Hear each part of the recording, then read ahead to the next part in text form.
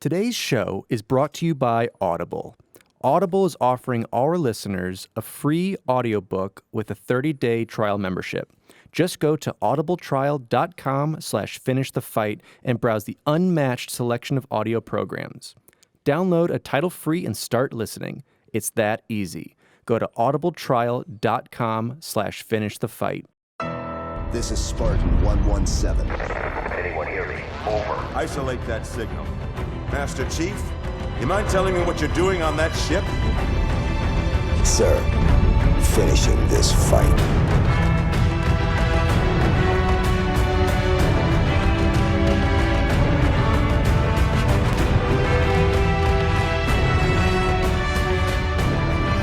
All right, welcome back, everyone, to Finish the Fight, a Halo podcast. I am your host, Jesse Reiners. And I'm your host, Alex Kendall. And before we get started today, I know we had recently done the Master Chief Collection is coming to PC. And, we said if we get any more updates from now until then, we would present them on the show. So one of the first things I think everyone knows by now is the Reach flight testing has been pushed back. And as of right now, 343 is not giving any estimated date in the future. They kind of realized, that was a mistake. Everyone was basically expecting it to be out by April, but it's not. And the second thing is that, and I know Alex talked about being excited about this, is that there's going to be cross progression on both platforms, PC and Xbox. Yeah, it's going to be really cool to be able to kind of keep your levels, your achievements, armor. That's what I'm assuming all that's going to be with the cross progression. But we're not going to have cross-play just yet, so you're still going to be stuck on either your Xbox or your PC. They're wanting it, though, right? They're looking into it. Yeah, it's definitely a want that they're looking for, but as of right now, that's probably going to be something that comes later once the development cycle is finished. Mm-hmm. Let's move on to the topic of today, which is Halo: The Fall of Reach, the very first book in a long line of lore and tellings within the Halo universe. Now, before we go any further, I want to clarify that this is we're covering the book today. Mm-hmm. We're not touching on the game, the comic, the film adaptation that they made. None of that. I know that recently we put a questionnaire up on Instagram, and a lot of people were really curious about, well, how does this compare to the game, and where was everyone else during this? And we're not going to really touch on that, maybe around the end just a little bit, but for the most part, this is focusing solely on the book itself, how it was written, kind of a walkthrough of it, and then kind of the general reaction and reception of it. Mm-hmm. So let's get into the book itself. Halo: The Fall of Reach is a Halo novel written by Eric Nylund, published on October 30th, 2001 by Del Rey Books. This is the first novel to be published, and it serves as a prequel to Halo Combat Evolved. The novel was reportedly finished within 7 weeks and eventually becoming a publisher's weekly bestseller with nearly 200,000 copies sold in the United States and the United Kingdom. Now let's move on to Eric Nylund, the guy who wrote this. Eric Nylund is an American science fiction writer based out of North Bend, Washington. He has a bachelor's of science in chemistry and a master's of science in chemical physics. His wife, Sine Mitchell, is also a science fiction writer, which I assume that really helps when they're either one of them are working on a story and they can just basically bounce it off of each other. Yeah, you've got the power couple of science right here. Yeah, or even just, just that collaborative mindset. Like, who knows how much of this she might have helped out with. Sure. Eric was hired in the 90s by Microsoft to edit and correct portions of Microsoft's multimedia encyclopedia. One thing that Nylund was tasked with to do later was to write a Halo story Bible, which is a book that has all information on the characters and events in the Halo universe. So basically an encyclopedia. Yeah, try and say multimedia encyclopedia 10 times fast with that. So yeah, it's pretty cool that he was originally brought on to kind of storyboard and have basically this whole chart of everything within the Halo universe as they were kind of figuring out what is going to be their brand book per se. Mm-hmm. Yeah, it was almost like a style guide. Mm-hmm. And granted, 343 and even Bungie has released multiple kind of encyclopedias now along those lines. But back in the day, this was the key. If you were going to reference something, this was it. So when Eric first heard about the development of Halo Combat Evolved, he thought that there should be a novel written to act as background to the game because he's already been working on that Halo story Bible. Mm-hmm. So he's like, okay, it'd be really cool to have a novelization along with the visualization. Yeah. So it's really cool that he tried to do that. But unfortunately, due to legal issues, the book was postponed, which we really couldn't find anything out with it. No, we did some research, but it was nothing like set in stone, like, because of copyright or anything like that. I think it's just one of those like hush-hush, probably internal things where it's like, that's why. Or they could have just said, it's legal issues, leave it alone. Exactly. And then although Nylund was upset about this because he was able to see the game develop almost to completion before he even started writing the book. So he knew a lot of like what was going on, and he knew how to write a story based on everything that happened afterwards. Yeah, and like hanging around Bungie and these guys, like it seems like you've already seen the development, you've written the Bible for it, so why not put that together? Yeah. So the idea was given, and it was confirmed, like Nylund was going to be able to write a book, and he was given a 7-week deadline, which I didn't know at the time. I thought that was very short, but I looked it up, and that's actually roughly to par. I think it's 7 to 10 weeks is like the average a book is written, which I didn't know that. That seems like really short. It does. When you're thinking about when you had to write stuff for school, and you're like, man, dude, 1,500 words, it took me about a week. It took me a few days to do a 1,000-word essay with a lot of sources. I just didn't want to do it. Oh yeah, but you got to think it's a full-time, at least of 40 hours a week. So that's probably nothing. Plus, it's what they like to do. Yeah, and they're good at it. I mean, once you have a talent and you can write several pages a day, or figure out your material and have fun with it. I mean, that changes everything. Well, Stephen King does 10 pages a day for 3 months. I think I read somewhere. So this book was actually almost canceled because Bungie didn't like the idea of Master Chief having a backstory. Like, this wasn't their idea. This book was not their idea. Him having a backstory wasn't their idea. Like, none of it. But eventually, Bungie and Microsoft kind of came to an agreement because at the time, they only had 20% of their script done. So some members of Microsoft helped finish the script, and in exchange, Eric Nylund would be able to write the book. And this kind of goes back to our earlier podcast where we talked about the Bungie crew really being, I wouldn't say secretive, but being very protective of their game. Yeah, it's their baby. Exactly. So whenever they merged with Microsoft originally, they were like, we want no Microsoft employees working on this. We're going to have our own section of the office, and we need it to look like this, and this is what we're doing. Yeah, so having, Eric was a, quote, outsider. Exactly. So even though he's, like we talked about before, helped with the Halo Bible and has been a part basically seeing how the game was coming to completion, but was still an outsider of that. Yeah, even though he knew the background of this game and the lore of the franchise at the time. So again, after 7 weeks, Eric finished the book, and then it went out into production. And, really, I'm glad that this happened because a huge part of why Halo is so popular is because of the novels. Granted, writing a novel is infinitely easier than developing a game. There's still almost 30 novels out now. There's even 7 or 8 comic book series. So this has really helped to drive the franchise because the lore backs it up, and that's where a lot of people go to learn infinitely more about characters and places and events within the universe that they like. And I'm going to save us on this. That's Jesse's opinion. Books are incredibly hard to write. I meant not write. I meant produce. Sure. Oh, okay. I phrased that wrong. It takes 1 or 2 people to write a book. It takes, at this point, it takes a team. I mean, it takes a team for it. For a game, it takes tens of thousands of dollars. I mean, we even read recently, was it $500 million is going into Halo Infinite? $500 million isn't going to any book that I know of. All right, for those listeners that are still with us that haven't just left us in a huff because of Jesse, we're going to go ahead and kind of give just a quick but detailed summary of the book. Yeah, the point of this is so you know a lot of key things that happen. We're going to bring up some details here and there, but overall, we do recommend you read this book. We're not trying to say this is a source so you have to skip the book. That's not our intention. We really like this book and all the books that they've written, so we want to talk about it. But again, read the book because there's a million details that we won't cover that are really icing on the cake to this book. Yeah, and we just want to give you guys context. So if for some reason you have never read the book, just to kind of go along with us and really see how this book did do a lot of lore building and did really create what happened before CE. Yeah, because CE, you're thrown into this universe in the middle of a war, and you're just kind of there's so much they talk about, even at the beginning see with the Cole Protocol and all these things. You're like, what is this stuff? Like, what does any of this mean? And you start finding out, who the hell is Master Chief? You'll learn all that here in this book. It establishes the lore. The book itself starts out in Jericho 7, February 12th, 2335.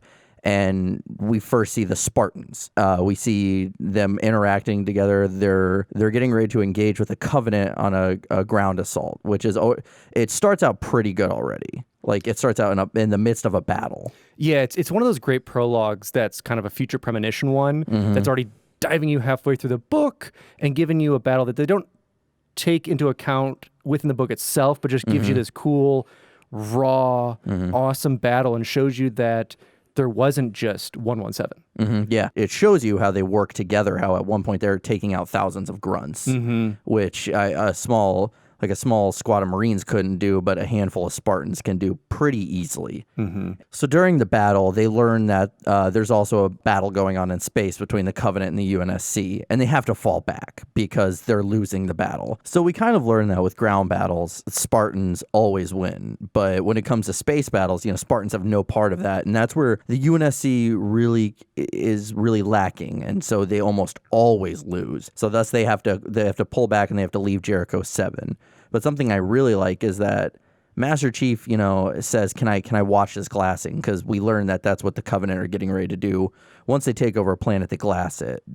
He's told yes, but if they see us at all, we have to leave. So for an hour, he stands there motionless and just watches the planet get glassed and destroyed. It's a really sobering end to that prologue. As we're seeing it, as Nylund is describing it, that there's just hundreds and thousands of grunts and they're just all in this formation, but these Spartans are taking them out with rockets and grenades and small arms fire, and it seems like they're doing great, but you realize that it meant nothing. Yeah, it meant absolutely nothing. The Spartans were a small group, an endless amount of a Covenant armada and army that are basically set out to destroy humanity. Once we get past the prologue, we kind of go back in time a little bit, and this is where we meet Dr. Catherine Halsey and Lieutenant Junior Grade Jacob Keyes on board the Han, a UNSC diplomatic shuttle. And so, this is our first time meeting Keyes within the lore. And he's kind of confused as to why he's assisting Halsey, because he kind of realizes, I really shouldn't be here. You kind of know what you're doing. This mission, I really don't understand the mission either, so why am I here? And at that point, she kind of explains, well, because I can't have this ship without one person. So I chose, one UNSC officer. So I chose you because I literally had to. And then she said, why I specifically chose you is because you can keep a secret. And we kind of get a little bit of Key's backstory and how he won't go turn his back on a fellow UNSC officer, and he didn't testify against them. So that's why she says, okay, you'll keep your mouth shut. And she specifies it multiple times. You will have to keep your mouth shut. We get this really cool dialogue between the two of them, and it sets it up pretty much for the rest of the book, just kind of giving them really cool characterization and showing just how smart and witty and badass Halsey is, and just how determined and, I guess, militaristic. I don't want to say it like that, but like just how she's very cold and calculated. She means what she says, and she says it immediately. Yeah, and with Keyes, like you see him kind of coming through, and he's like, "Yep, this is my order, this is my mission, and this is what we're doing." So it's really neat to see that really early on their characterizations between the two of them. Well, even at one point, Halsey's talking to an AI, and she's talking so quickly and giving it such quick commands that it has to stall for a second just to think. And Keyes even notes he's never seen an AI stall when talking to someone. So it kind of also lays out the ground for what kind of character she is and who she is. So they're on a mission in order to scope out these subjects that they've been monitoring. And Catherine Halsey wants to go meet one of them, which we learn is John. He's at school. They pose as a couple looking for a school for their young daughter. And so this is the first time we see John in the lore. And they're playing King of the Hill, which I didn't know this at the time, but apparently kids can be violent with that. When we played King of the Hill, it was just pushing each other, but it shows John like punching kids in the face and winning easily, like he's not even trying at this point. Yeah, so they do describe it pretty well in the book, and it's interesting because, like I said, throwing elbows, they're kind of doing what they can to get to the top, and Crazy kids. and he's just obviously winning. And we'll learn later on who John is, because obviously it's our star character. We don't know that yet, but it's never described within the games till we get till 3 that it's even mentioned at the end. Yeah, I think. Which again, it was Eric's idea to give him a name and came up with John. I'm sure if it wasn't for that, they would have just always referred to him as Master Chief or Subject 117 or whatnot. Yeah, and then you're typically all within their Spartan or whatever describes them within the canon of the game. So it's really cool that we're seeing this. And so Halsey and Keyes are there, and she's like, "That's the one." Like obviously the one beating him up. So she calls him over, and I like this really good description in the book that. He just kind of stares her down. Yeah. Like he's not like a kid who's kind of bashful, and he just comes right up to her almost like an adult would. Yeah, this is a 40-year-old, 7-year-old. Yeah. Yeah. So he comes up, and they're talking. As their conversation goes, she pulls out this coin.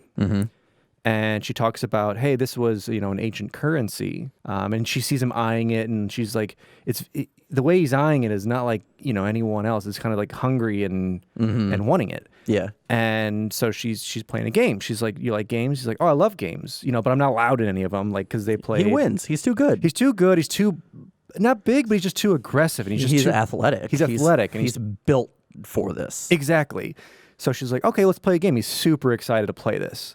So it's heads or tails. And it's obviously, as she describes it, there's a man's face on one and an eagle on the other side. So the best description, I assume, U.S. quarter would be the best. It's basically what it is. And so she says, if I'm going to flip it, and you have to call it. If you call it correctly, you can keep it. So he's pumped. He's hustling already. At 7, he's a hustler. Oh, yeah. So he's like, all right, awesome. So she flips it. And so she describes him. She's looking at him. And it's almost as if he is looking through the coin and knows exactly what it's going to be. Yeah, he's not watching a coin flip. He's checking each side almost, He's like registering heads, tails. Exactly. And so he snags it out of the air, plops it on his hand, calls it correctly. He gets in, and then he gets to keep it. And so it's something I like as well, and we start to see a little bit of humanity is Halsey calls him John, but then she kind of like thinks to herself like, I can't get too attached. Like I should have just thought to myself that he is 117, because she kind of references like their lives are basically over. Their lives are kind of be hell from here on out. And so at that point, we move on then, and it shows Halsey is later, it switches scenes, and Halsey's standing in this room. And so she's waiting for these candidates to come. And this is also where we meet the AI Deja. They have a quick conversation. And this is also where we meet Franklin Mendez, the badass who trains the Spartans, the guy who they describe him almost kind of like a machine. And so once he comes up to this podium, I think they're standing at, or just like a ledge or something like that. It's something like a conference roomy ledge thing. I mean, like you'd have in like a stage almost. Yeah. And so all 75 kids are brought in at that point, and we realize that these kids were taken, and Halsey then tells them, listen, you're going to be the protector of Earth and all her colonies. And so at that point, John perks up because he's interested. We kind of start learning that John is really driven by a sense of purpose. And so at this point, he's told his purpose because that is their purpose. There's no ifs, ands, or buts. Some kids try to, you see some kids trying to get away, and the guys, there's one guy per child, and so they're just grabbing him and shoving him back. She says training starts tomorrow. And at that point, we go into the next morning where it's not like, hey, wake up, training time. It's we're going to shock you with shock batons and scream at you, and you have to go do all these various exercises, which is what happens. Mendez shocks John, and he wakes up, and he instantly, he backs away later on, when he sees a baton, not because he's scared, but just because his body tells him to, which is what I like. Yeah, and they put him into, because basically what they're doing is they've taken these 7-year-olds and put them into just boot training. Which I want to guesstimate that it's more extreme even, because these aren't just going to be regular UNSC soldiers or even ODST tier. They're going to be top-notch best no matter what. So I'd like to theorize, and there's probably some stuff written about it later on that this is like more intense than anything they've ever put on anyone else. I could be wrong. It just seems like really a boot.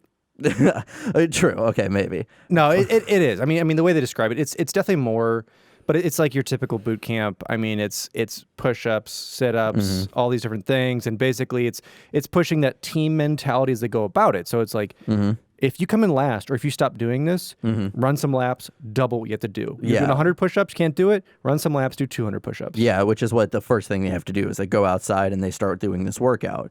And so then they eventually, I think they have to do a jog into a classroom. And this is where they get their first lesson from the AI Deja. And she teaches them about the 300 Spartans, which is what I love, which you're instantly just like, Spartan, Spartan, Spartan. Yeah. She said it.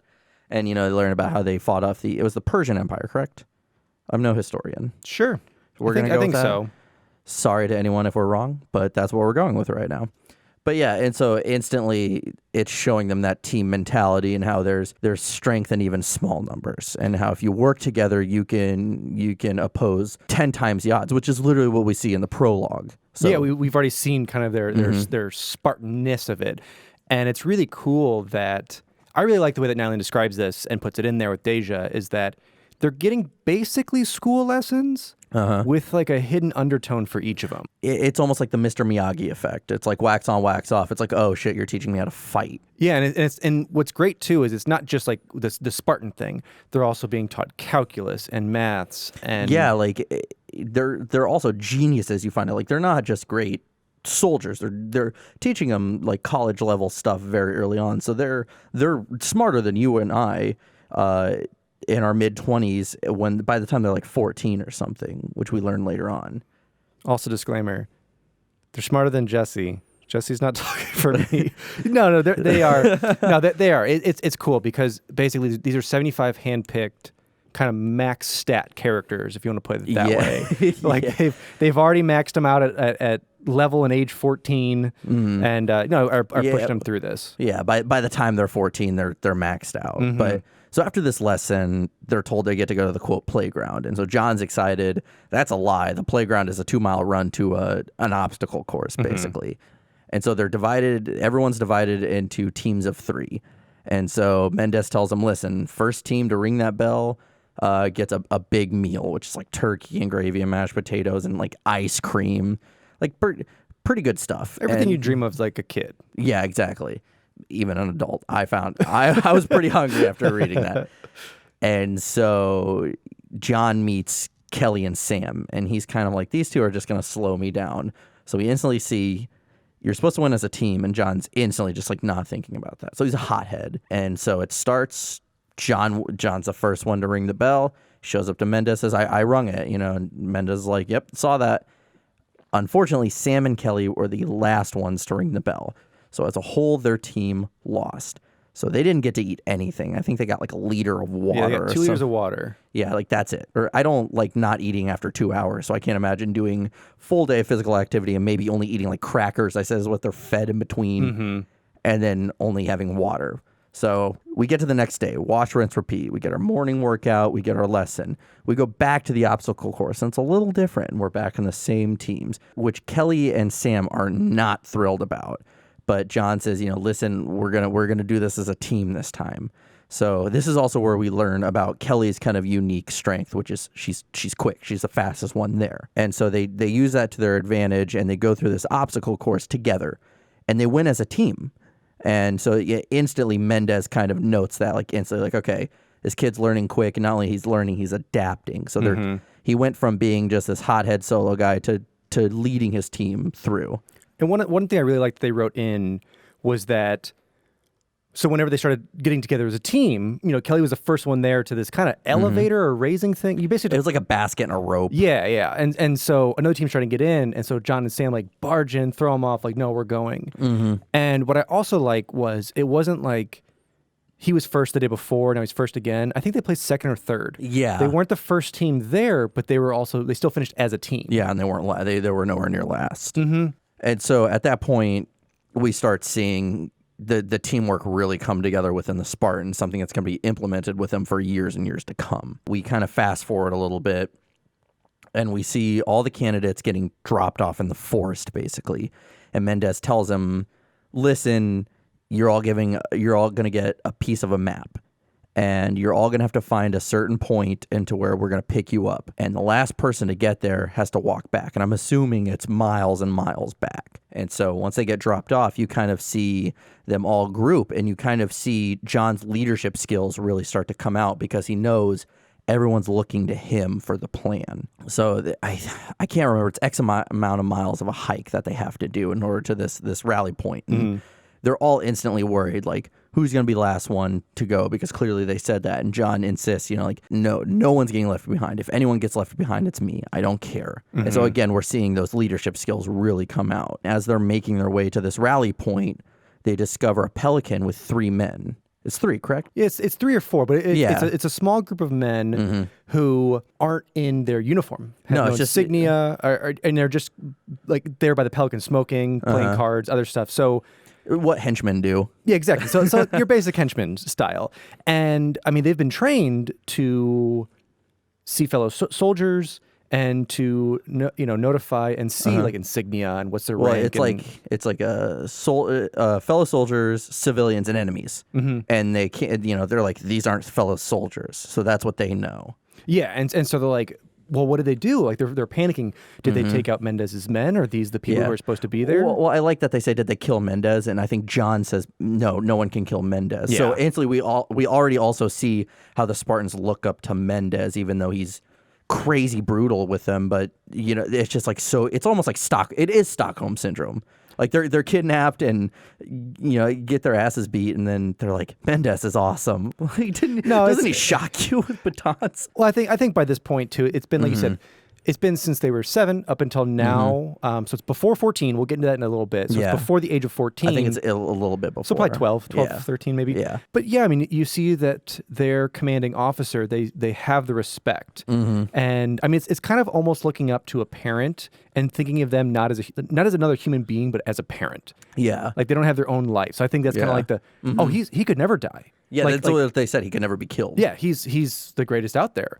So yeah, so John has basically taken out a couple of them, the recon. So they're reconning the area, and they come back and regroup. And then they come up with a plan because they noticed all of them had shock batons. So they're like, they're not here to fly us out. Yeah. Like, let's be careful. So the plan is that they're going to have Kelly is going to run a little bit of interference. So since she is the fastest, they're going to have her kind of pull one away.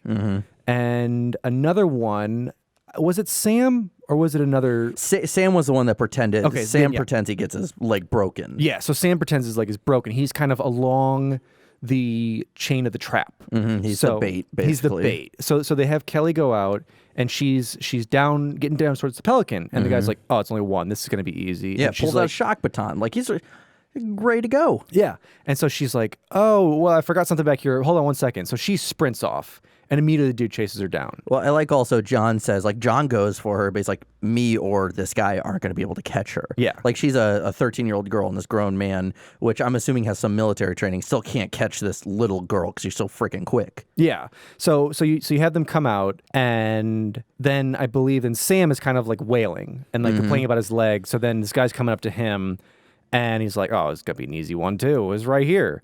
And at that point, that's when the stones start flying. Yeah, they all 75 kids just start going to town on these guys and throwing stones at them. And this leads to, a lesson that they learned early on was a pack of wolves can take out a moose, even though the moose is 10 times bigger than them.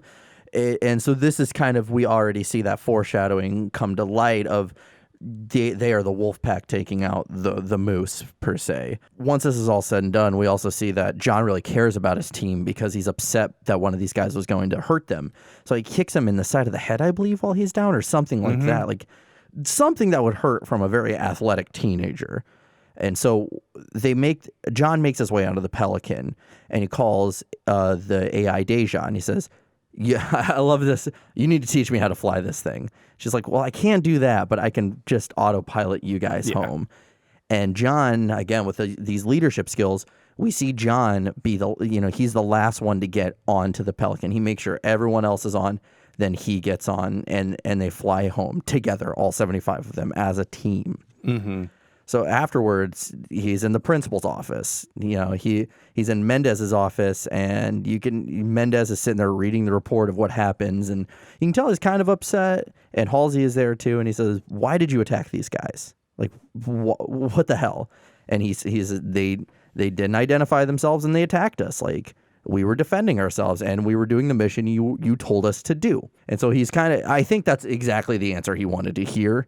He's still trying to play it off as a little upset, but deep down, he's kind of happy about this. Like, it went so well. Yeah, because it's a teaching moment. I mean, this is also kind of foreshadowing. Any commander you're going to have is going to question, you know, your orders you gave or what you did, and you have to be able to back up and be like, this is why I did that.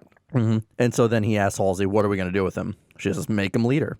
And right then and there, he is the leader of the Spartans. So afterwards, we fast forward. They're 14 years old. I don't know how much forward we're fast forwarding, but they're 14 years old, and they're getting ready to go through the augmentation process. And we start to learn exactly what all they're augmented with. Like, their bones become unbreakable. They get night vision. There's quite a bit of other things. It's a long, detailed list, which that sci-fi background or that science background kind of comes into play. Yeah, because imagine like basically every amazing animal trait, they've kind of basically put it into them. I mean, It's like they basically turn into Rob Schneider's character from that movie. Was it The Animal? Is that what it's called? I have absolutely no idea what you're talking about. Oh my God, someone will get that. It's literally Rob Schneider gets a bunch of traits of an animal. So he can like smell drugs and stuff and run like a cheetah. Then yes, that's what they are. That's the only time Spartans of the Halo universe will be referenced to Rob Schneider. Please. And this part is kind of sad because Mendez and Halsey walk into a room, and John is fighting the anesthetics. Like, he's getting ready to pass out, and he's just trying to fight it. And so he's asking Halsey. He says, every time we have a mission from Mendez, there's a twist. And he says, there's got to be a twist with this one. Like, what is it? Can you just please tell me? And at that point, Mendez has to turn away because he's just, it's a sad thing to see. Like, they have no idea what's about to happen. They were just basically put under, and Halsey just tells him, survive. Mm-hmm. And so for John, that's the mission. I mean, that is his mission to do it. And so they all undergo their anesthesia, and they start getting augmented. And unfortunately, out of the 75, less than half make it through that operation. At least, like, fully functioning. Yeah, fully functioning. So basically, they either died or they were far too injured to even consider combat. Yeah, they said at one point, and his name escapes me, but they said he was just sitting, like, one of the Spartans after the augmentation was just sitting in a wheelchair, just shaking. Like, so, and this is why, talking back with Dr. Halsey about not wanting to call him John and get attached, even though you can obviously see the attachment she has with him. Even with Mendez too, Yeah. they're both very attached to them. Both very attached. So I mean, it's like losing half your children. Yeah, and just how upset they were to see them go. You know, it's this is gonna hurt me more than it hurts you kind of thing. Like, having to put them through this. And so we're at a funeral, and we see, you know, these caskets get blown out into space, and John asks Mendez. He still doesn't really understand what happened, and so he asks Mendez, like, why did I fail this mission? I just let a bunch of my men die. And at that point, you kind of see almost that since they've been raised in the military for half of their life, you kind of see, like, sometimes, like, common sense and logic is escaping them because they only see things as a mission. And so it's almost kind of sad to see that he's blaming himself when there's literally nothing to blame. Yeah, and it's tough because he's still a kid, and you're still understanding these things of, like, why, like, my mission was, I was the leader. This is on me that I have lost all of these people. Yeah, it's sad, you know, because he's like a 14-year-old adult that it's like was born and raised in a room and now is let into the real world. At that point, we move on, and they're told to rest up for a few days. You know, you have to readjust to everything that just happens, which I'm still confused about why they didn't tell them what exactly was happening, because we see that John doesn't realize his body has changed so much. He goes into a gym, he starts working out in the regular gravity, and everything's feeling light. Like, I think they said he picked up, like, 20 kilogram dumbbells or something, and he's starting to curl them, and he's like, this is just way too light. Yeah, and he took basically all the free weights they had and threw them on the bench, and like tries to bench. He's like, this is still far too light. Yeah, well, you even see that he's like, is the gravity messed up? Because he's like dropping pins and stuff and seeing that they're moving slower, and he's like checking his watch and everything, and it's like everything is fine, and he goes, doesn't he go into like the heavier gravity area just to be like, oh, this feels better now. This room must be all jacked up. So at that point, we see, this is the first time we see ODST, correct? This is the first time we see the orbital drop shop troopers. Yeah, I don't like these guys. I like ODST usually, not these guys. So yeah, and so the way that John is seeing them and the way that Nylund describes it, they're like these battle-hardened badasses, scars across their faces, the biggest dudes that kind of John's ever seen. Yeah. And I mean, he admires them because they are these badass soldiers, and that's what he's striving to be. And so they come in, the biggest of all of them goes on the bench that John was just on, and then just starts his rep. And immediately when he lifts the weight up, starts to come down, he gets shaky, and the weights fall off on one side, and the bar drops on the other side. Which I'll say, two things. John didn't re-rack his weights, and the dude didn't warm up at all. Probably just tried to one rep 500, no warm up. Well, no one can do that. He was the bully leader, so obviously he has to show off for his like peons he had. There's nothing wrong with warming up. Just for everyone who wants to know, warm up with the bar first, and then go from there. So because of these two things, like he's like, "What the hell happened to the pin?" And like John's like, you know, being just this person, he's like, "Oh, I'm sorry." Looks at his hand and goes, "Uh-oh." Yeah, and he's like, "I'm sorry, this was me."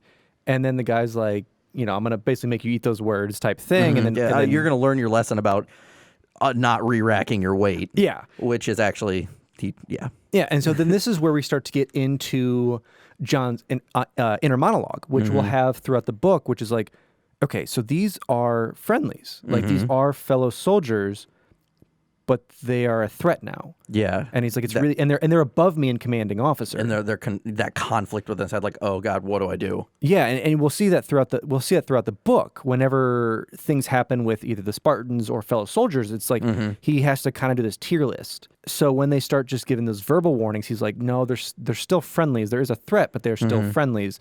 But once they all kind of come onto him and then punches start flying, he's like, okay, they're not friendlies anymore. Like these are hostiles that I have to take out. Yeah, and then at that point, a general comes in and it's kind of like, all right, like if you're gonna do this, do it in a ring. Like you just do it in, I guess, a proper setting.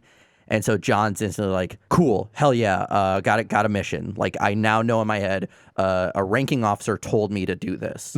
And so we learn that it's not really a fair fight. John, out of nowhere, takes them all out very quickly, and he ends up killing a few of them, right? I think out of 3 or 4, he kills like 2 or 3. Yeah, he kills 2 of them, and I think just probably destroys the other one. Yeah, and basically with little to no effort, just punches them a few times and they're dead. This is also where we kind of learn about his super quick focus and reaction time, that they're swinging a barbell at him and he's just dodging it like it's nothing. Yeah, and so this officer that's in there that commanded him to fight, he's like, what? And so Mendez comes in. Yeah, Mendez comes in and is like, all right, stop it. Yeah, and he's like, we need to talk about this. And he's like, oh, he's one of yours. Yeah, he's one of, quote, them. Yeah. He kind of learns like, uh-oh, and Mendez says, you're going to get debriefed about this. Like, go on, they're going to debrief you about what happened. And so we kind of learn right then and there, this was all completely set up. Like, they basically sent ODSTs in to say, all right, how much have they improved from this augmentation? And well, I don't know. It's tough to read on that because you're right. Either Mendez had this and kind of planned it out, or this is where we first get to know that the Spartan program is still pretty secret. Yeah, it's definitely kind of under the hood thing that the public is not supposed to know about. Especially like there's no way the public should know about these 75 children being kidnapped. Yeah, and he's like, oh, you're one of them. Like that's one of those things where more than likely it's like talk around the office. It's like, oh, did you hear that they're making super soldiers? Did you hear that these kids, why are these kids here? Yeah. So I think this is where we first get a glimpse into the secretive life that they're kind of having to lead around this whole base. Yeah. So then we move on later, and so we find Halsey in Mendez's office waiting for him, and he's called on to Halsey to say, hey, I have something to show you. And we learn about the mech suits that were originally supposed to be kind of the Spartan armor. And we kind of learn that they're now repurposed to work in mines. And so he reminds Halsey of those and then says, I got to show you something. So they make their way into this mine. and they find themselves at this like kind of stand or this booth, and he's it's capture the flag, correct? With like these guys in mech suits guarding a flag. Yeah, so you have these guys in mechs. So it's actually the Mjolnir, basically Mark 1. Yeah, So very old primitive version. Yeah, because I like how they described it. It's like we couldn't figure out there's battery backups they're attached to. I mean, imagine what I picture it as is like those mech suits. It's like an alien. Yeah, the where she fights off the queen. Yeah, that's kind of what I picture it as. Yeah. With a giant battery attached to you. Yeah, basically, or just like a cord running into the wall. And so they start capture the flag. And instantly, one thing we see is like the lights start going out. And we start noticing these figures that are in like all black, almost basically dressed as like a cliche ninja. And so they start slowly taking out the mechs. At one point, we talked about this earlier. You described that one of the mechs is used as a counterbalance almost. They tie a mech up and like pull it up to the ceiling. Yeah, we were talking about the book right before this, and we were saying that I love this part because so basically John jumps down and then ties this mech up to the rope that he was on, and then the mech flies into the air. Yeah. And it seems like your typical kind of like Acme trap. Yeah. But they use, it seems primitive of like, like a lever system, but as they talk about with mathematics, they use it as a counterweight to have other Spartans drop from the ceiling. Yeah. And eventually, everything goes dark, and then when the lights come back on, all the mechs are out, and the flag is gone. And Mendez is just kind of like, damn it, but almost kind of like a frustrated way, but almost an impressed way at the same time. And he says, all right, I'm going to check the cameras. Cameras are out too. He says, every time we do this exercise, we move the cameras, and they find him and take him out instantly.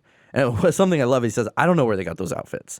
They were just sent down there, and I'm assuming in kind of regular clothes, and they somehow found outfits. So, and they also, figured out how to take out these lights. So they're working as a team, almost like a well-oiled machine. And Mendez says, every time we try to make this harder, they do it better. It's like, he's like, they're kind of living for this. They love this. Yeah, and this is like the one thing, as we've talked about this whole book, combat and strategy and winning is their life. Yeah, and they're born and bred to do that, and this is what they're doing efficiently. So once we see how efficiently they can work together as a team, they're put on their real first mission. And this is where we kind of learn more about the insurrection, the civil war that's been going on within the UNSC, and this is why we have the Spartans to save humanity and save, like, the, quote, Union. And so they're going to kidnap a general, correct? An insurrectionist general? Colonel. Colonel, yeah. So they're going to kidnap a colonel. And so John picks Sam, Linda, Kelly, and Fred to kidnap this insurrectionist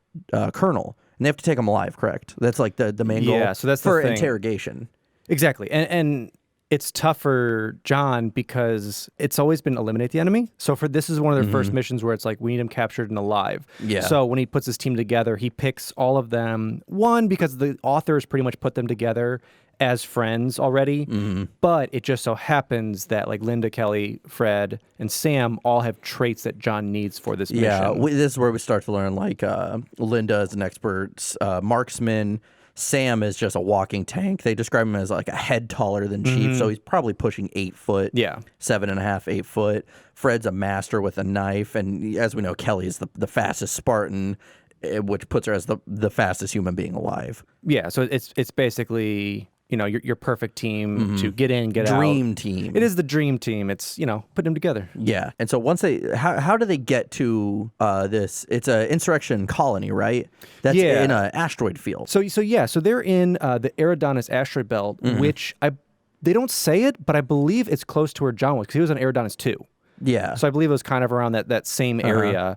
And they sneak aboard basically this cargo ship, and they sneak aboard in the water supply of it, and to get to this colony, because he's not where they originally thought he was. Yeah. But as Kelly's going through the list of goods that the ship has, she's like, hey, John, check this out. He's like, I don't see anything out of the ordinary. And she's like, look at those luxury goods. This, you dumb machine. Yeah, look at these luxury goods. And they're like, oh, yeah, that's for him. So they're... what is it? The big thing is like Sweet William cigars and champagne, which something you'll learn later on is that's the only brand of cigar in the franchise of Halo. Like, that's it. They have, they're the monopoly of cigars. Yeah, so they are basically the Cuba of cigars.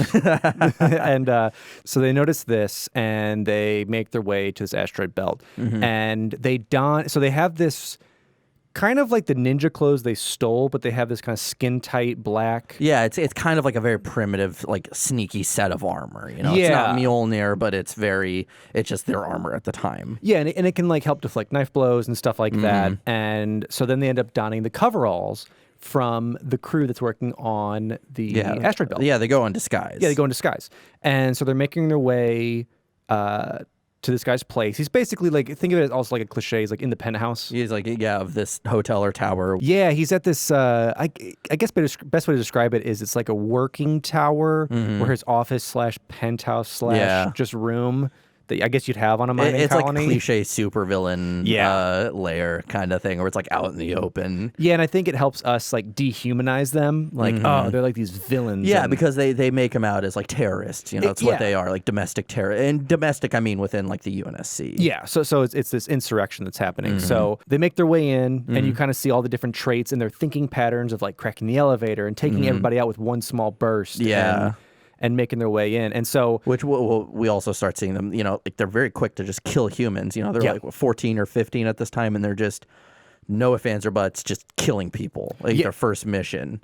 And it never talks about them it never really talks about them like resenting it or anything like that, which is just part of the mission, what they're bred to do, so they're being efficient. Yeah, and it goes back to John's, you know, is it a friendly, is it a civilian, or is it an enemy? Yeah, and the insurrection is the enemy. That's why they're here. Yeah, and so they're taking him out with like the utmost efficiency.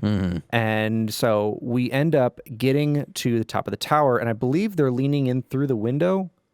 I think they might come in through the door or the window. They come in various ways. Yeah, because John's the first to do it. So he's looking in through it, and he's like trying to find out where he is, and he sees him. But he's behind, you know, the box of goods that are delivered. And there's 2 men in there, right? Yeah, there's 2 men protecting him.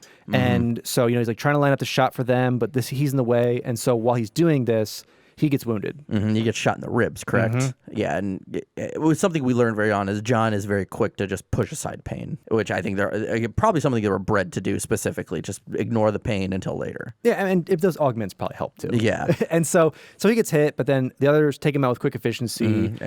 And they knock out the colonel, and they get the hell out of there. Yeah, they shove him in with his goods, and they take it out with them. And they're just like, well, taking this back now. Yeah. And this is the first part where we see that foam, where they spray it in the biofoam. The biofoam that they spray into the wound and basically sutures it up for the time being until you can get actual medical attention. Yeah. And so mission success. They got the colonel. They make their way back. So John is awarded the Purple Heart for this, and which we learn later on is just a laundry list of all these awards that he gets as his time as a Spartan and the rest of the Spartans. So after this, the Spartans are getting moved to, or you know, we find out later on in early graduation, and we hear Halsey and Mendez talking about like, did we lose the colony of Harvest? Like that's kind of like the talk around the office. And so Mendez, you know, is also letting them know he's moving on, or Halsey lets them know that Mendez is going to go train the next batch of Spartans. At that point, him and John have like one final quote lesson, and basically ends with Mendez saying like, listen, never surrender. Like no matter what, it doesn't matter what the odds are, go down fighting. Like go down fighting and just make sure you never get to that point, which I think is pretty significant. And then he gives him one final gift before he leaves. Yeah, and so what I love is going back to that is he's like, you know, us in combat, we've got 3 options. We can fight, we can retreat, or we can give up. And he said, we can't give up. We can never give up. Yeah. So I thought that was just a really neat thing that's like, as a, you know, like we can't, like we can never do that. And I think within Spartan blood, it's not even there. Yeah, no, you go down with the ship essentially. Yeah, and so as they're talking and having almost like this father-son moment. Yeah, it's heart to heart. Yeah, Mendez reaches out and he's like, so they took this from you when you first got here, and I've kept it ever since. And he gives him that coin. And I think this shows that no matter how much they wanted to try to distance themselves from the Spartans and from these kids, they were their kids. I mean, you got to be a sociopath in order to be in Halsey and Mendez's situation and not feel this way and have this kind of parent-child relationship. And so afterwards, we learn then, you know, all the Spartans are called in. After the graduation, after it's all said and done, we learn about this attack on Harvest, and they're all brought into a room. and we see that Harvest is just destroyed. It's all the whole surface is burning. We learn about this message that we got from this unknown race, this alien race, and the thing that really everyone was kind of like gasping about is that it was in the English language and no one translated it. It was sent in our own language. Yeah, so sent in the human UNSC language. For any listeners who read the book in a different language, it's sent in your language. But yeah, so it kind of shows that, they've been monitoring us. Yeah, they know enough about us to send us a message in our language, and it's basically them declaring war. Like, listen, you guys are all doomed. We're taking you out. It's the will of our gods. So yeah, Halsey is then like, okay, you guys need your actual armor now. So then they where are they going to get their armor? So they're going to what's called the Damascus testing facility, and they are aboard the Commonwealth, which is a frigate carrying the Spartans and full crew. Yeah, and this is their mission to do this. Exactly. So I don't think the Spartans really, they know that they're going there for something special. And Halsey's like, we have to get on that Pelican, like your crewed Pelican, we have to get down there. Yeah. And so the captain of the ship is, once again, kind of like everyone in the military, is treating Dr. Halsey like, you're a civilian. Why are you... Yeah, she's trying to kind of almost make calls, and he's just like, nah. Yeah, it's like, this is my ship. Yeah. And so they're on their way, and they're going to Chi-Ceti 4 to that facility, and on the way, a Covenant ship comes in. Yeah, we actually see the Covenant. We don't just hear about them, we see them for the first time. Yeah, and we get this really cool, vivid description of kind of the Covenant ships you see in the game, that they're they're very sleek and like manufactured and almost natural in a way.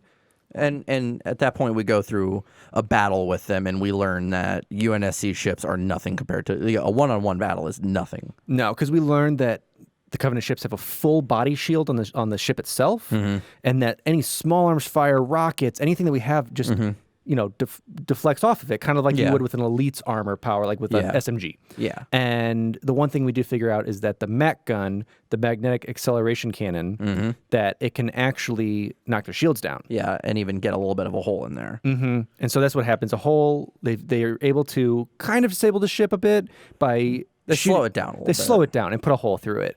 And so while this is going on, the Spartans make their way down to get their armor. And this is where we first see Mjolnir. They all enter the room, and we see the armor. And we learn that no normal human can wear this armor because it will shatter their bones and paralyze them. So Chief gets in the armor, and something he learns is that like he goes to salute and he hits his head because it literally doubles their strength. So if they can bench press 600 pounds, they can bench press 1,200 pounds now. It doubles their speed and everything. So they all realize they have to quickly get accustomed to this armor. And so afterwards, we get in the armor. Halsey says we're good to go. We get back on the Pelican. We get back on the Commonwealth, and now we got to get the hell out of here. But we still have to face that Covenant ship.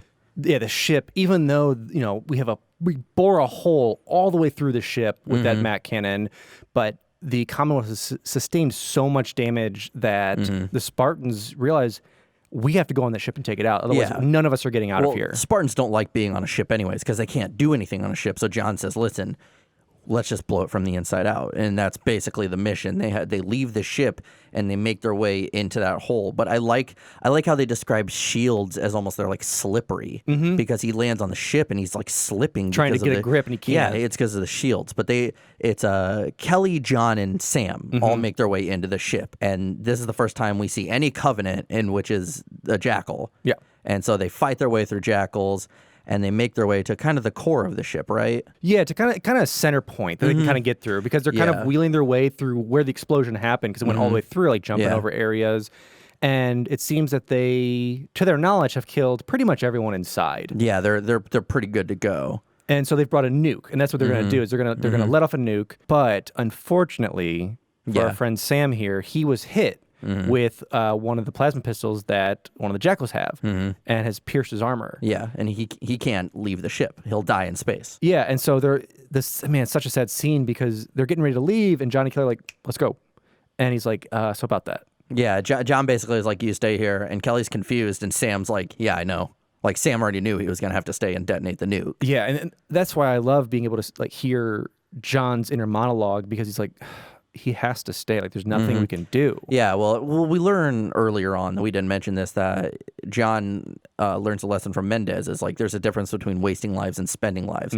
So this is where, you know, he was told that you will have to send people to their deaths. Like, you will have to do that. And this is a point he's sending a man to his death, not wasting his life, but spending it. Yeah.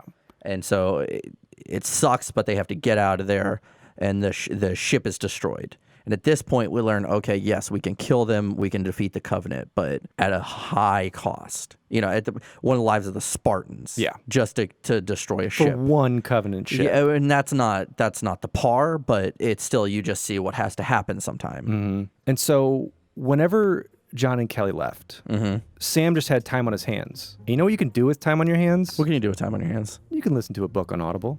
Oh, can you? Yeah. And so today's show is brought to you by Audible. Audible is offering our listeners a free audiobook with a 30-day trial membership. Just go to audibletrial.com/finishthefight and browse the unmatched selection of audio programs and download a title free and start listening today. It's that easy. Go to audible.com/finishthefight to get started today. Now, some might say, why Audible? Audible content includes an unmatched selection of audiobooks, original audio shows, news, comedy, and more from the leading audiobook publishers, broadcasters, and entertainers. Now, I know Jesse and I both started using Audible again because we were reading through the books and we decided, hey, let's do the audio version so we can kind of get work done and take our notes as we're going through it. Yeah, I listened to probably half of this book at work alone. Yeah, so we definitely recommend, if you haven't listened to this original trilogy or read the original trilogy, to check it out, to check out Fall of Reach, Flood, and First Strike. With Audible, you're able to do that, like you said, on the go. You can download it in the app and listen to whatever device you have. Yep. So to download your free audiobook today, go to audibletrial.com/finishthefight. Again, that's audibletrial.com/finishthefight for your free audiobook. Thank you, Audible, for sponsoring today's episode. So now we're fast forwarding a few years, and we learn that Admiral Cole has actually taken back Harvest eventually. What I think we had to outnumber the Covenant ships 3-1 or something, and we still lost almost a majority of our ships. Yeah, 2/3 were lost. Yeah, so we learn again that the Covenant are, especially in space, are nothing to scoff at. So this is where we start to see how we're trying to defend against the Covenant. So we meet Ensign William Level, and he's basically on this ship out in the outskirts, as far away from the war as possible. And he did this in order to just get away from the battle. Yeah, he was a decorated soldier at one point, but, you know, whether it be money troubles, women troubles, booze troubles, he's kind of done with the war. Yeah, he kind of got promoted and then demoted, and he finds himself out in this ship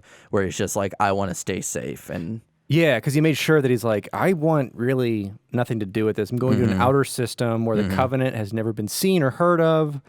And he's just, you know, living his life. He's basically like a modern day toll booth operator. Yeah, and this is where we learn every day when he logs in, we learn about what the Cole protocol is, which is he has to recite it every day to this computer, and it's basically wiping memory of all the computers that you have, getting rid of the on-shipboard AI, and making a random slip space jump away from Earth. That's basically the sum of it. It's pretty detailed, which I like. Yeah, it's interesting too because it's one of those things where you just assume you're not going to make it and make sure the Covenant cannot find Earth or its colonies. Yep, that's the gist of it. And so while he's on patrol, he notices this kind of shape out in the distance, X amount of light years away or something. I don't know the exact distance.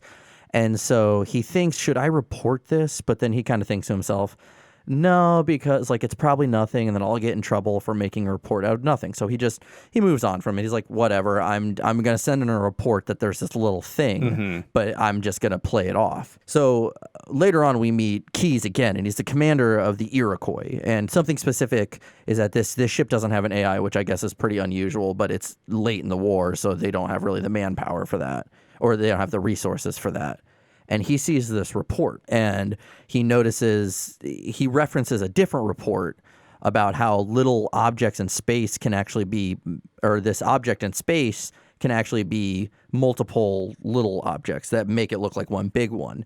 So he freaks out instantly and realizes, oh shit, yeah. And so while this is happening, they're outside of Sigma Octanus 4. Yeah. And so they prepare for a battle, and they kind of estimate what ships are coming. And once they get here, they learn that it's a lot more ships and a lot bigger ships than they thought. So it's one ship against a Covenant armada, and they're basically like, well, we're screwed. But Keyes, being the tactical genius that he is, he doesn't tell his crew either, because there's literally no seconds to spare.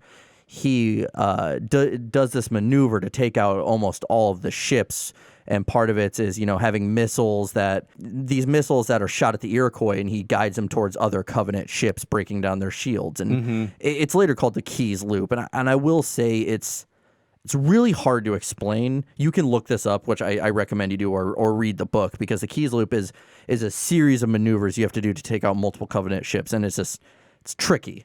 It's confusing to read too. Yeah, and it's basically trying to deal with that plasma and heat seeking and making sure you're in a certain sector for this thing. It's really well done and described in the book. We are butchering it right now, but it's definitely worth the read, even just for something like that, just to kind of see like Keyes that you see in CE, like how he came about, and like even though like you just know that he like hands you a pistol and then you punch his face in, you at least can see like he actually was a really pivotal character in humanity's fight against the Covenant. Yeah, and so once this is, all said and done, the Covenant start to retreat, and he kind of notices, like, that's a little suspicious. He's like, scan the planet, and he notices, the Covenant sent out ships onto the planet to attack the planet. And so then this is when we see the Spartans again, and they're on the ground trying to fight this battle, and we notice that a bunch of Marines are slaughtered in order to try to save some civilians. And the mission is save civilians, but also try to find out anything you can about the Covenant. And so something I like, though, about this scene is that we also see the engineers for the first time, creatures that we won't see until Halo 3 ODST, but he knows them taking apart engines and cars and putting them back together instantly. They're kind of just goofing around, but it's really like what they do. It just seems like they're goofing around. Yeah, it's almost like little kids putting blocks in the right holes type thing, like circle in a circle hole, because they would just like look at the engine, they would take it apart, they would rebuild it into something else, take it apart, rebuild it into something else, and then when they're done, they're like, no, just put it back, and they rebuild it right away and just put it back. Yeah, and that's what kind of learn. They're kind of almost like scientists. So after we kind of learn a little bit about them and see them, John notices, or he's informed that there's these Covenant that are investigating a museum. And so John's kind of torn, because he's like, man, I need to evacuate these civilians, but I also need to learn more about the Covenant or see what they're doing. So John decides that they're going to go investigate what the Covenant are doing. And so this is also where we see the hunters for the first time, because when they get into this museum, they notice that a jackal has been stepped on and crushed. And they're like, this looks like he was just kind of in the way. This is the first time we see the hunters and how they're just like tanks, as compared to like CE, where you can shoot them in the back once. Yeah, it's a lot different here. Yeah, because we see him a little bit earlier, because we get the point of view from the Marines who are still there, and they were getting wiped out by these things. But this is the first time the Spartans are seeing it, and they notice their giant armored arm. They basically have a plasma gun, and they're kind of just inferring, like, we've never seen it before, but like these are what it looks like all they have. Yeah, and so they're seeing that they have like this Covenant pedestal that is emitting this huge beam of light that goes up. Yeah. And as John's looking in, I think it was really interesting. Like, it fried his RF sensor and his and everything that he has. So he's like almost shut his eyes, basically shut his helmet. Yeah, even though they have a visor that's basically sunglasses. Yeah. Like, it outshined that. Yeah, it outshined that. And so they're like, oh, it has to, like, something that powerful can beam into space. And so they find this rock that has like mineral deposits on it, and the chief, not really understanding why, but knows that like if they need it, then we need to stop them. Yeah, we're gonna take it. And so that's when they you see, like, there was 3 Spartans can't take on 2 hunters. Like, crazy to think, like, in the book, how much stronger these enemies are, and how they shoot the ground out from under them and then throw a statue on top of them. Like, So basically they're like, we can't do anything. So it switched to shredder rounds, and so Chief's like, shoot the floor. So they just start shooting the floor, and the wood splintering, and then the weight of the 2 hunters, they crash down. Yep. And fall to the floor. And then I don't know how big this monolith statue was, but like it took all 3 of them, like all of their might to push it. So probably pretty heavy. Yeah. And so then at that point, mission is successful. They save the rest of these civilians. They get off of Sigma Octanus, and they detonate a nuke in the city and kill all the remaining Covenant there. And so now they've got the attention of Oni, which we learn is kind of like the CIA or, the not Secret Service, but this very top secret organization within the government, the UNSC. And so John has to go in front of like a board of Oni directors and explain what happened. And he kind of really doesn't know why. And they're all some of them are being suspicious and some of them are on John's side about it. Yeah, it's like all the top brass. And I like how they describe it like they're all in shadow. And even with his night vision, he still struggles to kind of see some of their expressions.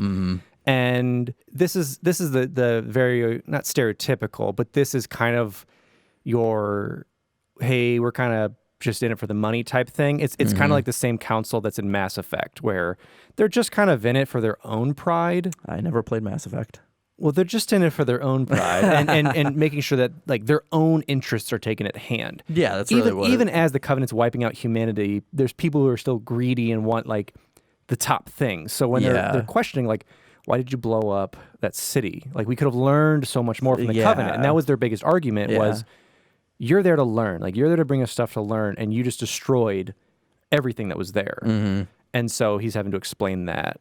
Yeah, which I like is before he goes in, he meets Keyes again, and Keyes Keyes recognizes him, but John doesn't. And so Keyes is just just plays off like, we met a long time ago. You didn't remember. But interesting to see that Keyes still remembers him. It's like crazy to think, and you see kind of that guilt weighing in. We find out that's one reason why Keyes was taken off the assignment with Halsey, is because he kind of started learning too much, which she didn't want, which I don't think it was intentional. He just started picking things up, so she had him reassigned. And so at this point, after all of this is the first time we meet Cortana. Halsey has to go to her office, and she has to go through like what 8 or 9 levels of clearance or something. Yeah, because I think this is after the debriefing. Like she's pissed that all of these top brass like went after Keyes, went after her, went after John, and so she's kind of trying to dig dirt up where she needs to. And so this is the first time, we get into her office and we meet Cortana, which is one of the top AIs ever, and they're starting to have a conversation. You see how witty she is and how smart she is, and she knows basically everything.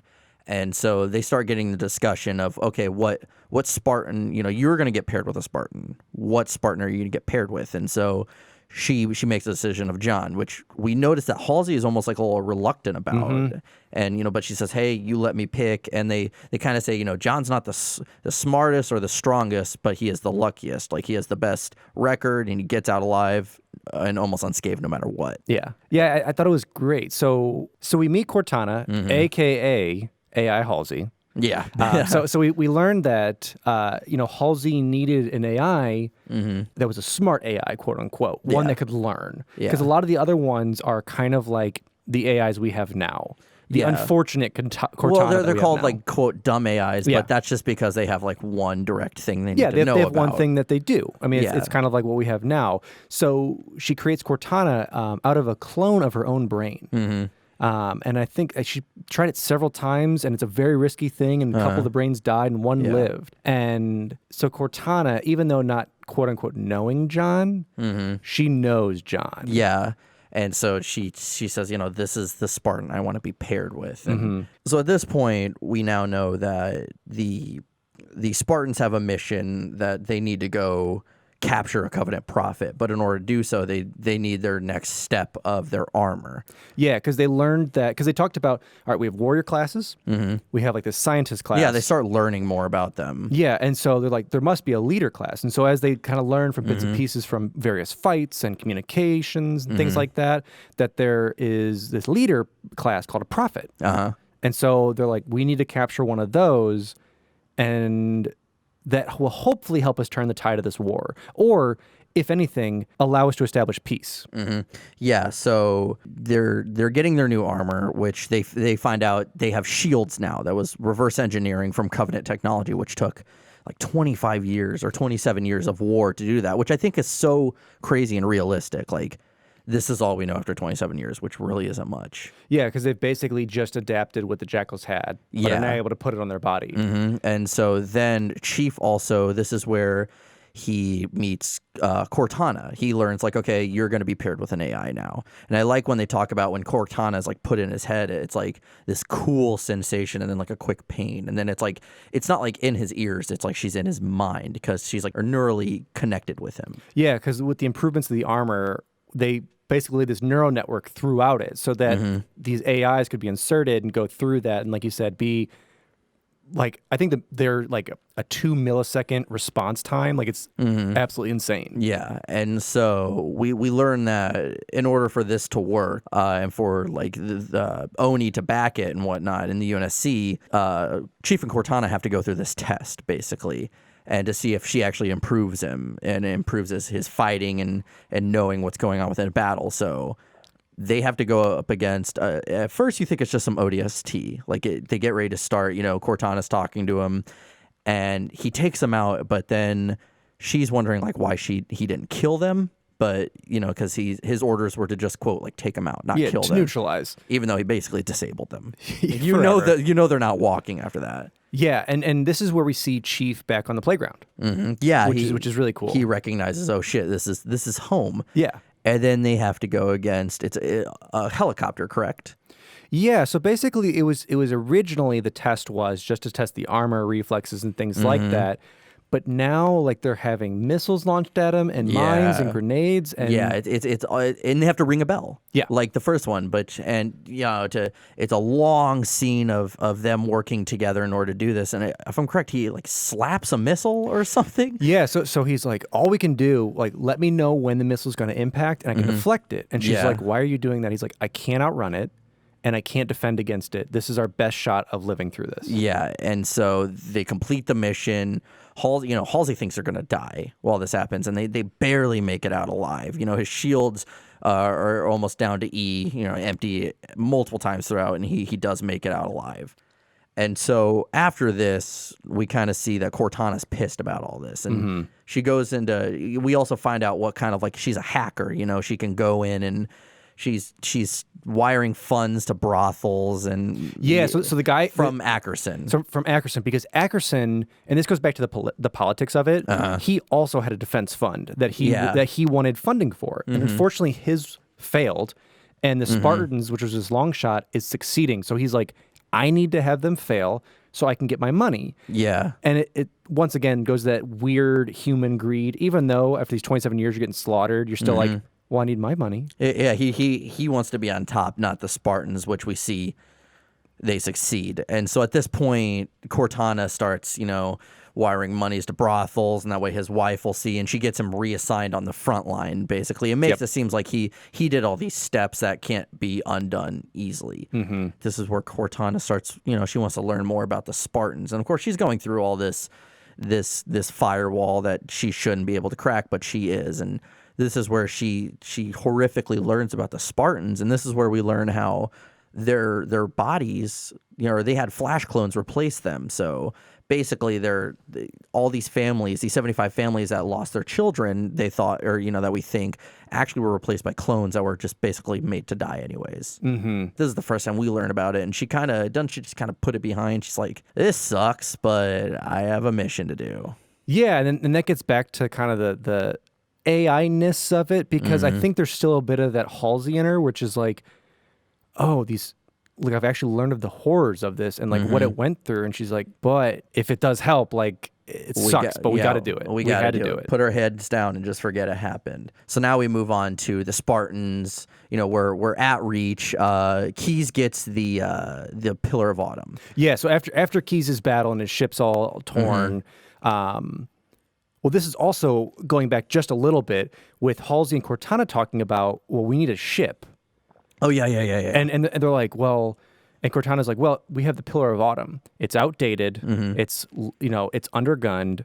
It doesn't have great armor. It's not a great ship. And they're like, perfect, because it's so inconspicuous that they can arm it how they need to arm it and do what they need to do. And so this is where the whole arc of the story comes about, because Keyes gets assigned to this ship because they get to pick their captain. Yeah, and I like Cortana's surprise that she finds out he did the keys loop without an AI. Yeah. She's like, oh, this guy. But yeah, and so we're at Reach, and the Pillar of Autumn is going to take all the Spartans on a mission, and they're going to go capture a Covenant prophet, or like the highest person on the totem pole, and we're gonna make an agreement. Like we need to do this. Like we're gonna die. Like Halsey predicts we have months left. Yeah, because I believe that they're getting coordinates to where there would be like a smaller Covenant ship that they could take over, and so they're going out of the system to go do this. But last second, they're at Reach, and it's 315 ships decide to show up, and so then all of a sudden it's like, well, we need to turn around. We are reassigned. We have to defend Reach, because Reach is the military home of the UNSC. This is where all the ships are made. It's where everyone's trained. So if they lose Reach, they're in trouble. Plus, it's one of the last colony worlds. yeah, it's because all the Outer Rim worlds are gone by this point. And so they think that they're doing okay. At least like hiding Yeah. Reach and hiding Earth, because those are the two big planets they need to protect. Yeah. And going back, just one small detail too that kind of gets glanced over, but whenever Keyes had finished up his last mission with the Keyes loop and defending the planet, there was a little piece, what they thought was debris, attached itself to his ship. And that's the assumption that that was a tracker that he brought back to Reach. Yeah. And that's how they were able to find out where Reach as a homeworld was. And since the Covenant's slipstream technology is insane and they can get within, I think it's within a kilometer of where they need to go. Something crazy, yeah. Like they talk about how the UNSC, they could be close or they could be very far away, but Covenant just have it like, yep, this is where we need to be. Yeah. So this kind of, all those little events led to them being, boom, right on the front door. So at that point, John says, listen, we still have our mission, and I think we can do it. Like, let's find a ship, and like some of us can get on there. So John leads that mission while the rest of the Spartans are sent to Reach, because they have to protect these batteries, right? Yeah, there's orbital mech guns. So this is where we discovered that not only are the ships equipped with it, but there was like 30 or 40 of them defending the planet, like something insane. Yeah, and so they need to go, the rest of the Spartans need to go on the surface and protect the batteries for that. Yeah, because so this is my not gripe. This is my one thing with the book. Keyes is the only human apparently that understands the Covenant fight till they die. So this whole battle's going on, and the Covenant start to retreat again.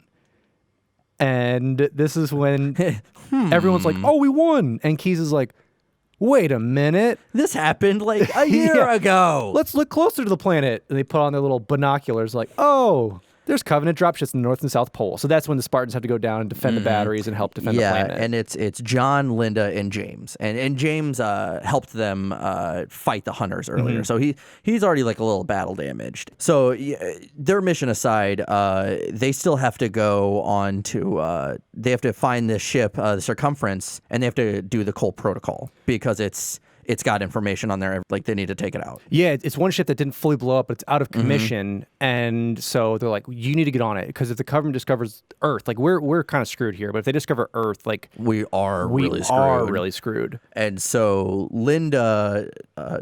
John, Linda, and James, they all go and they crash land into this ship, and they're gonna go do the Cole Protocol. But during the skirmish, James' thruster pack gets hit, and so he just flies off into space. Yeah, because he gets hit with a needle. So like we're seeing like needles come in and like it just pops. And John's freaking out just because he's like, there's literally nothing he can do. He's like one of the best soldiers on Earth, and gravity is just kind of taking hold, and like he's screwed. And he thinks he has to put it in the back of his mind. He's like, I'll find him later, because they kind of think that they're going to get through this still. They're like, we're going to get through this, and then we'll go find him. Like, he's got to be alive. He's just floating out there. Yeah, he's got a suit. Like, he's got plenty of time with oxygen, and like we'll find him. Yeah.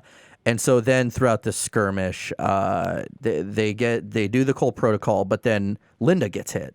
So she's opening the bay door for them to leave. Like the mission's over. They've discovered elites. This is where we first see elites in the book as well.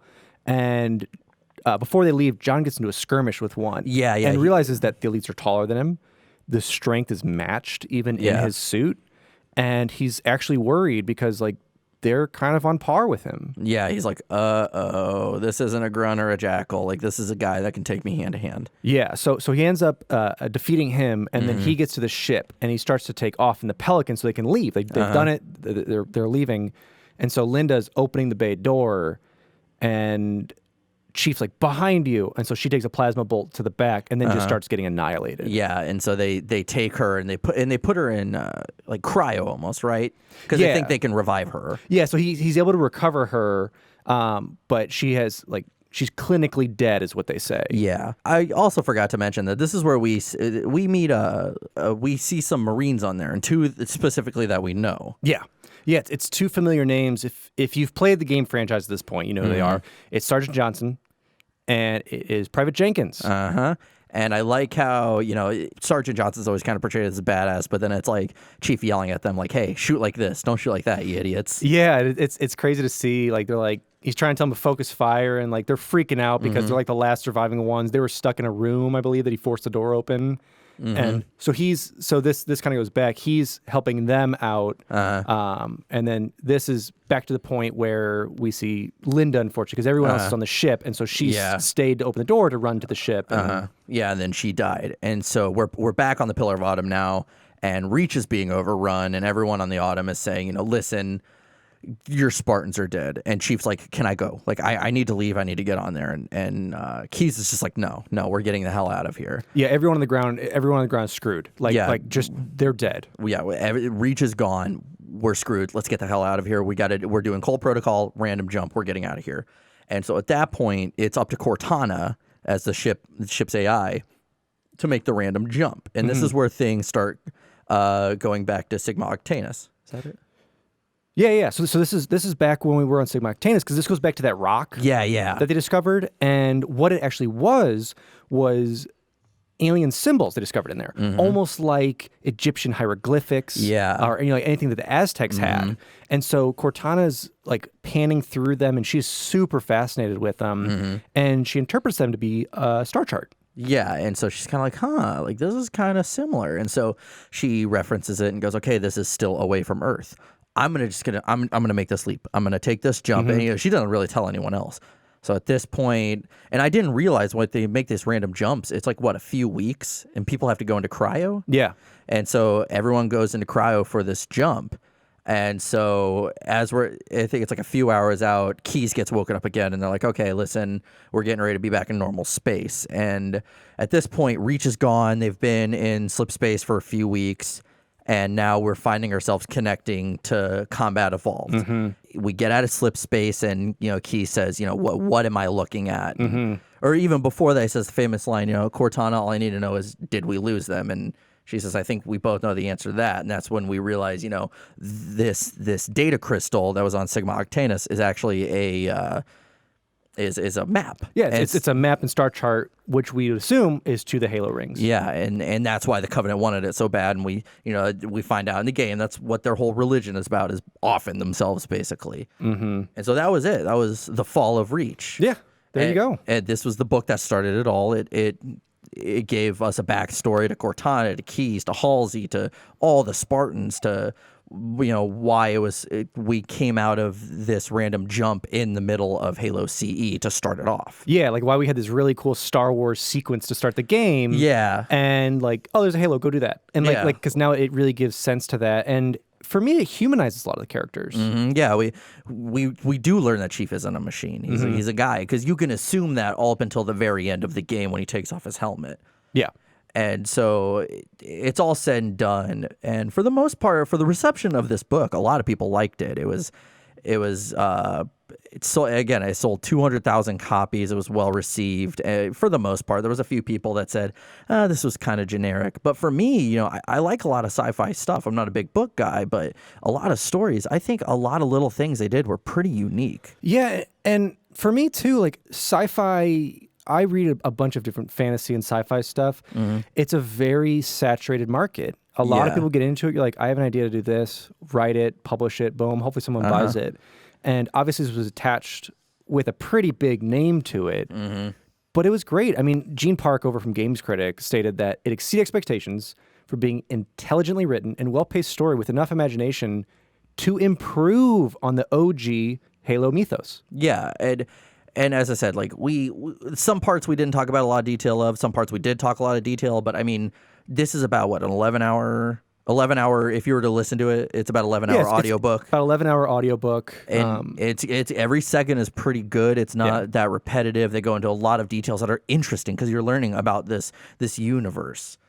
Yeah, and what I love is like I've read the original edition released in 2001, and in 2010 they did an update. And so then in 2011 they released the definitive edition of the novel, which fixes many of the errors introduced in 2010, which was trying to fix some of the things that were missing and introduced in Reach. Yeah, and I know a lot of people ask, we need to cover this.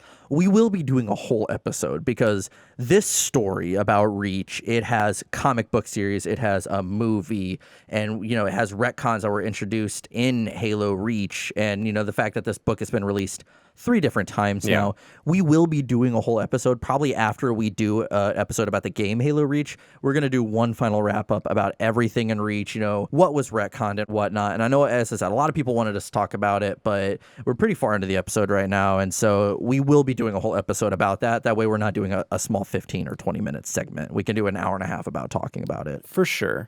So, Jesse, to kind of wrap this up with us, what is your overall opinion on the book? I liked it a lot, especially it's the first book I ever read. I didn't finish it until... That you ever read? That is impressive. The first Halo book I ever read. I started in high school, and then I finished it about a year or so ago, just because I'm so bad with actually reading a book and finishing it until, I was like, I'm just going to do an audiobook. I liked it a lot. We learn a lot about the characters. We learn a lot about Chief and everyone else in this relationship that the Spartans had. Throughout the book, they reference how the Spartans will be in a big room, but they're all huddled together, like they're a family. Yeah. What did you think about the book? I mean, it is one of my favorite books that I've read. I mean, I've owned my original copy of that, The Flood, and First Strike for. Which we have them in the studio. We do. We have some OGs. Some OGs. I've owned them for like 15 years. Yeah. And I've reread them several times. And I chose for this last time we did a review for the audiobook, just so I could kind of have someone else read it to me, which is, I guess, a different way to describe it. To ingest it, I guess. Yeah. And so overall, we're going to be doing little segments, quick segments on these episodes about books as well as about what does this do for the lore. Yeah. And in this case, it establishes the lore. It does. There's not much to say, like, this is what changed about the lore. It established the lore. Like, this is what we have to go off of. And so in later books, like when we do The Flood, that'll be our next episode, we'll talk about, like, what little things might have changed within the lore, what it was expanded upon. Yeah, and there's so much out of this book that can really be dissected. And just going back to what I love, I love, even though I talk about like the clichéness of Keyes' battle sequences and seeing like stuff, I think the battle sequences, the way that Nylund describes them, are done so well and so vividly that you can picture yourself being there and picture what the ships look like.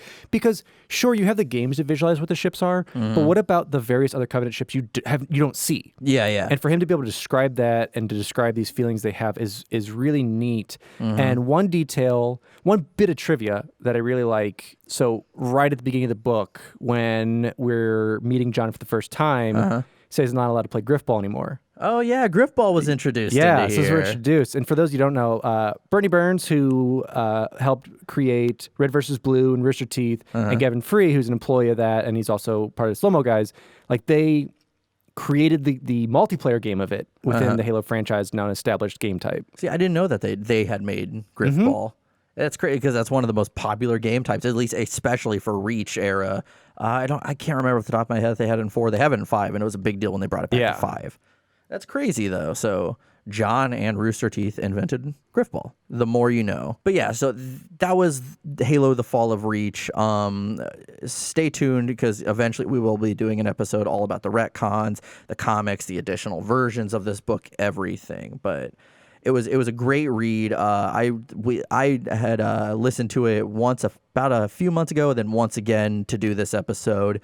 Both times were interesting, and you kind of pick up little details that you might have missed along the way. Yeah, and this book is a fantastic read for the start of this trilogy that we're going to be covering for you guys. And I think everyone should read this book to know the baseline. You should read all the books, and every book that we talk about you should read. And I think really it'll help you with a basic understanding of this book and the lore itself. And I definitely recommend checking out The Fall of Reach and continuing along as we go through the rest of these books and kind of keep building up with you guys the lore and books, games, comics, everything. Everything they've got out there. We just want to create this discussion with you guys and just, as we stated in other episodes, like share our passion with it, share your passion with it. So let us know what you guys think. Yeah, give us a message. Our DMs are always open. We've already talked to a lot of people about future content we've already covered and whatnot. And tune in next time because we're going to be covering The Flood, which is also a great read, and I'm excited for that. Oh, definitely. And with that, I'm your host, Jesse Reiners. And I'm your host, Alex Kendall. And thank you for tuning in to Finish the Fight, a Halo podcast.